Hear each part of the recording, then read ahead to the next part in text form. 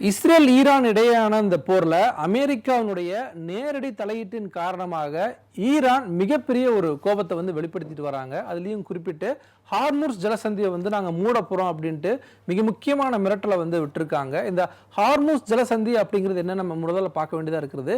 மத்திய கிழக்கு பகுதிகளிலிருந்து மற்ற பகுதிகளுக்கு இந்த எண்ணெய் வளம் சார்ந்த கச்சா எண்ணெய் உள்ளிட்ட விஷயங்களை வந்து தொடர்ச்சியாக ஏற்றுமதி செய்யக்கூடிய ஒரு மிக முக்கியமான ஒரு வழித்தடமாக இருக்கிறது இந்த ஹார்முஸ் ஜலசந்தி. அதற்கு பக்கத்தில் தான் வந்து பல்வேறு நாடுகள் ஈராக், குவைத், பக்ரைன், கத்தார், அதே போல் ஐக்கிய அரபு எமிரேட்ஸ், ஓமன் வளைகுடா, ஈரான் உள்ளிட்ட பல நாடுகள் இருக்கு. அந்த நாடுகள்ல இருந்து இந்த எண்ணெய் வளம் சார்ந்த விஷயங்கள் எல்லாமே வந்து இந்த ஹார்முஸ் ஜலசந்தி பகுதியில் தான் வந்து கொண்டு வரப்பட்டு அதற்கு அடுத்ததாக அரேபிக்கடல் வழியாக மற்ற நாடுகளுக்கு தொடர்ச்சியாக அனுப்பி வைக்கப்பட்டே வந்திருக்கிறது. இந்த ஹார்முஸ் ஜலசந்திக்கும் இந்தியாவுக்கும் இருக்கக்கூடிய மிக முக்கியமான விஷயம் என்ன அப்படின்னு நம்ம பார்க்க வேண்டியதாக இருக்கிறது. 20% எண்ணெய் வளம் சார்ந்த விஷயங்கள் வந்து இந்த ஹார்முஸ் ஜலசந்தி வழியாகத்தான் தொடர்ச்சியாக வந்து ஏற்றுமதி செய்யப்பட்டு வந்திருக்கிறது. இந்தியாவுக்கு மிகவும் முக்கியத்துவம் வாய்ந்த ஒரு பகுதியாக இருக்கிறது.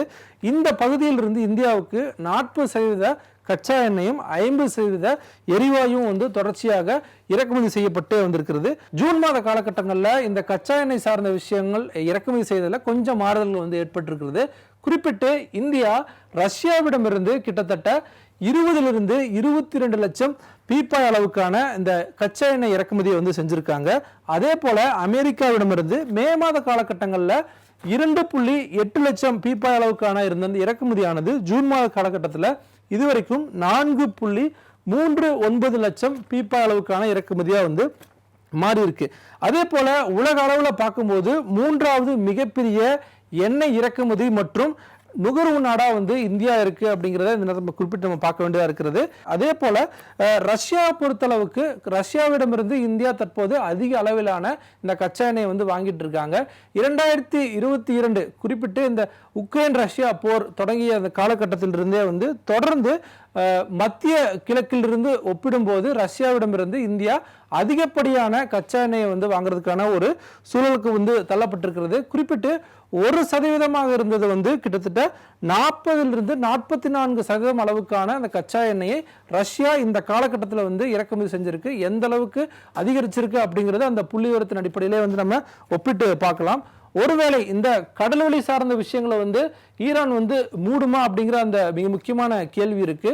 இந்த கடல்வழி சார்ந்த தாக்குதலுக்கு இந்த ஹார்முஸ் ஜலசந்தி தான் வந்து ஈரானுக்கு ஒரு மிக முக்கியமான பகுதியாக இருக்கு. அப்படிங்கும்போது நிச்சயம் மூடுறதுக்கான வாய்ப்புகள் இருக்காது அப்படிங்கிற அந்த ஒரு பார்வையும் வந்து முன்வைக்கப்படுது. கடந்த காலங்களிலும் இதே மாதிரியான பிரச்சனைகள் வந்து நாடுகளுக்கிடையே வந்த காலகட்டங்களில் அதை மூடுறதுக்கான ஒரு சூழல் போய் பல்வேறு பிரச்சனைகளுக்கு பிறகாக அது வந்து மூடப்படலை அப்படிங்கிறத நம்ம குறிப்பிட்டு சொல்ல வேண்டியதாக இருக்கிறது. இந்தியாவை பொறுத்தளவுக்கு ஒரு நாளைக்கு 5.5 மில்லியன் பீப்பாய் அளவுக்கான இந்த கச்சா எண்ணெயானதை வந்து பயன்படுத்தப்படுகிறது. குறிப்பிட்டு இந்த ஹார்முஸ் ஜலசந்தி வழியாக வரக்கூடிய அந்த அளவு என்ன அப்படின்னா 1.5 மில்லியன் பீப்பாய் அளவுக்கான இந்த கச்சா எண்ணெயானது வந்து ஒவ்வொரு நாளும் வந்து இந்தியாவுக்கு வர்றதுக்கான அந்த ஒரு சூழல் வந்து இருக்கு.